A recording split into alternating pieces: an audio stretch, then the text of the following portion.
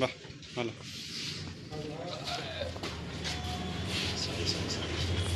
ঠিক আছে।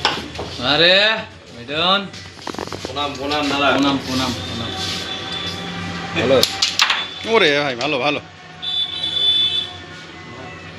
বাড়িতে যখন এসছে বাড়ি আমি আজ মনে যাই না, জিজ্ঞাসা করা হবে। খুব কম।